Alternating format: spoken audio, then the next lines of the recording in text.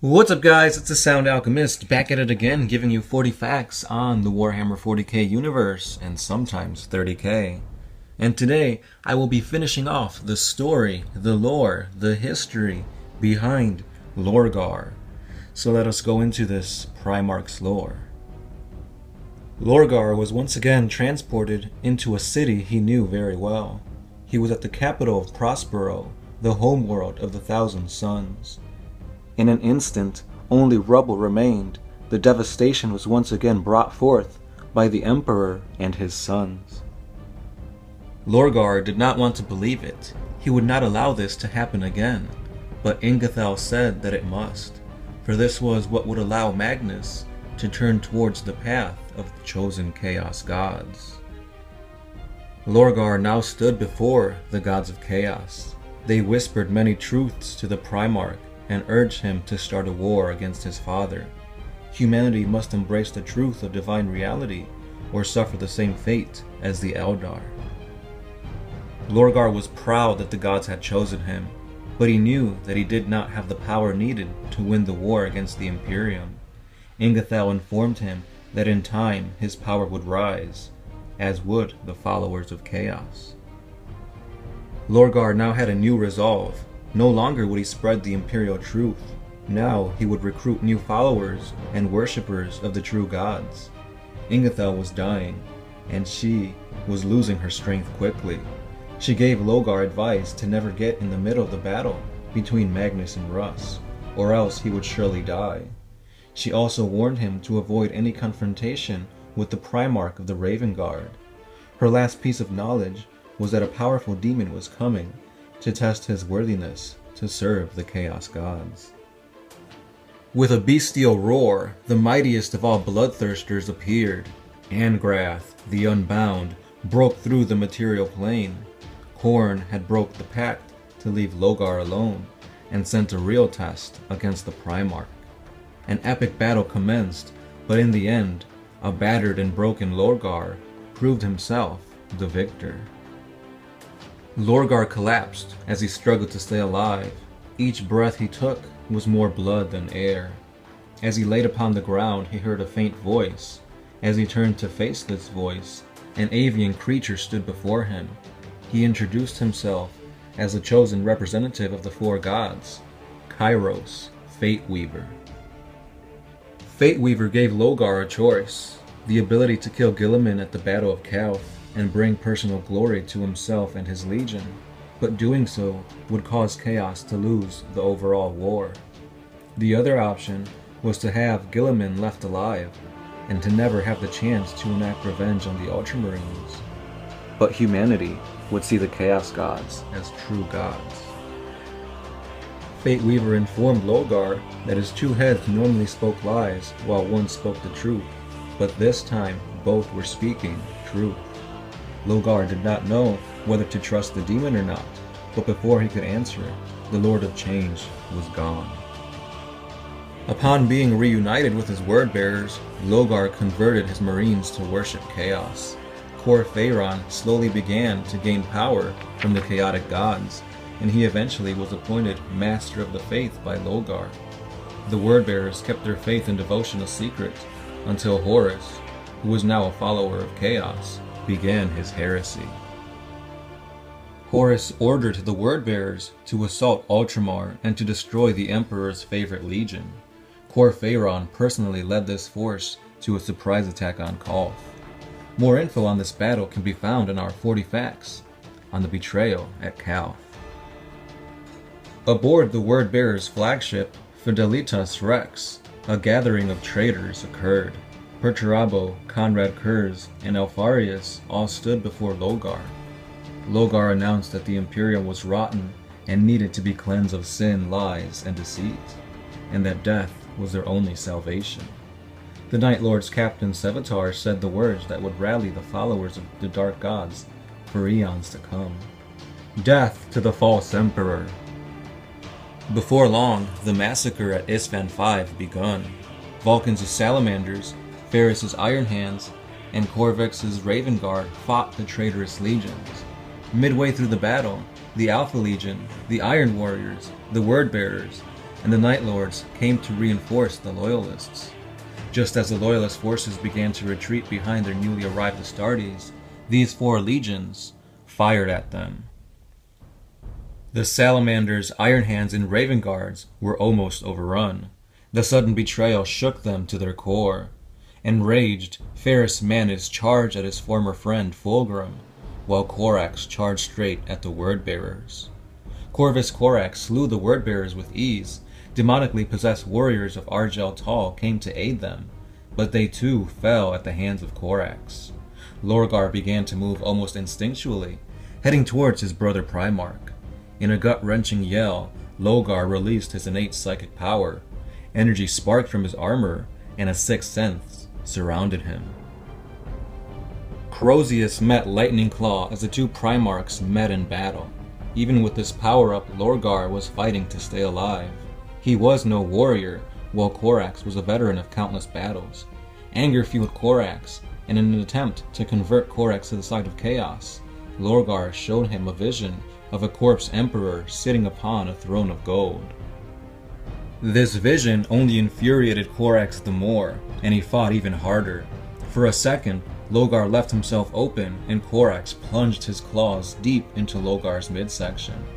This was not a death blow, but Corax then lifted the Primarch, letting the weight of his armor drag his body down deeper into the claws, further slicing into Lorgar's abdomen.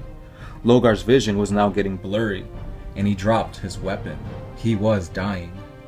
All he could do was attempt to choke out Corax, but Corax did not yield. Lorgar, now desperate, headbutted Corax over and over again. Blood poured from the Raven's nose, as now it was beyond broken. Finally, Corax removed his claws from within Lorgar. Blood poured from the stomach as he fell to his knees. Corax lifted his armored claw to deliver the final killing blow. As the claw fell, it struck opposing metal. Conrad Kurz came to Lorgar's aid. Kurz was disgusted at the sight of his brother Primarch. He ordered Lorgar to rise, and when he couldn't, he shoved him back to his wordbearers. Lorgar thanked Kurz for saving his life, and he responded that the next time he would let him die. Lorgar would survive this battle, and 4 days after the massacre took place, all traitorous Primarchs gathered at Horus's flagship, though half of them were there via holographic images. Since the beginning of this meeting, Lorgar kept his eyes on Fulgrim. Before the meeting would begin, Lorgar drew his weapon and accused Fulgrim of being a demon that was mimicking the Primarch. Before the demon could react, Lorgar struck him and knocked him through the wall. The other Primarchs also drew their weapons, as Horus ordered Lorgar to yield. Normally he would, but this was a new Lorgar, a more chaotically fueled Lorgar, and Horus was surprised at this sudden change. Horus ordered the others to leave the chamber, and revealed to Lorgar that this was indeed a demon that had possessed Fulgrim's body. Lorgar held the demon down with his psychic might, as Horus attempted to calm him. He placed his hand upon Lorgar's shoulder, but upon doing so, Lorgar psychically told Horus to remove his hand. To his surprise, Horus obeyed, and Lorgar left without a word. Lorgar saw that Angron's butcher's nails were slowly killing him, and he used this instability and hidden sorrow over his forced departure from his homeworld of Nuceria to bring him back there.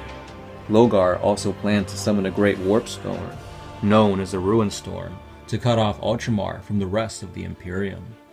Upon arriving in Nuceria, Angron learned that all his comrades had been slain after they were promised their freedom. This infuriated Angron and his World Eaters laid waste to the planet. The Ultramarines finally arrived, but by then, the entire population had already been massacred. Guilliman made planetfall, and he fought Lorgar. The two warriors did battle. This time, Lorgar was a new man. They fought as equals with the Primarch of the Ultramarines. They traded blows, blow for blow, as Guilliman crashed Lorgar's ribs, and Lorgar bashed Guilliman's head in, causing a gash right above his eyes. Blood poured out and blurred his vision. Finally, the battle was stopped as an enraged Angron attacked Guilliman. Lorgar used this rage to enact the coordinate ritual, which transformed Angron into a hulking demon prince. Angron was saved from the slow death of the butcher's nails, but he was now enslaved to corn. Gilliman had no choice but to abandon this planet. As the Word Bearers continued their attack on Ultramar, a large force led by Lorgar was then used to assault Terra, with Horus's main force. Together, the traitorous Chaos Marines laid siege to Terra for 35 consecutive days, but the Emperor and his loyalist Marines came out triumphant, although at a terrible price. Lorgar and his legion retreated into the Eye of Terror. Many years passed until finally Lorgar was ascended into demonhood, becoming the equal of a god in the eyes of his legion. Legend speaks of the powerful psychic scream caused by his transformation into a demon prince, his faith and devotion finally rewarding him with immortality and unyielding power. Lorgar has since been isolated inside a temple on the demon world of Sikaris, where he remains in meditation to this day. No one knows why he meditates, and no one dares interrupt it. Perhaps in time, Lorgar will make his move. And now I give you the war gear of the Primarch of the Word Bearers. The Illuminarium is an ornate power maul created for Lorgar by Ferrus Manus. This design was the pattern chosen for which all Astartes' Crozius Arcanums are now based off of. Lorgar once said that although this was a powerful weapon, it serves more as a symbol of office of the Imperium. The Armor of the Word. This suit of artificial armor was inscribed with ancient protective sigils that shielded Lorgar from his own chaotic spells. The Book of Lorgar is a tome written by Lorgar that was considered sacred among his legion. It holds over 9,752 volumes, and each of the Chaos Primarchs were given a copy. Horus's copy was written upon loyalist flesh, while Fulgrim's was bound upon living flesh. Perturabo had one of steel, and Alfarius had 2 copies given to him, each slightly different from one another. The chaplain Erebus had his body etched in passages of this tome. And there you have it, guys, the lore of the Primarch of the Word Bearers, the Demon Prince, Lorgar Aurelian. Let me know what you thought about this Primarch's lore. Did you enjoy it? Or perhaps it was too seeped in chaos taint. Also, don't forget to like, comment, and subscribe to this channel so you can be notified every time we post an epic 40k video. And in case you didn't know, we do put out videos each and every day, sometimes 2 or 3 if you're lucky. And as always, guys, I thank you for all your likes and all your awesomeness. It really helps the channel, and it helps us keep on going and doing what we're doing. And as always, guys, you know me as the Sound Alchemist, part of One Mind Syndicate, and now I am signing off.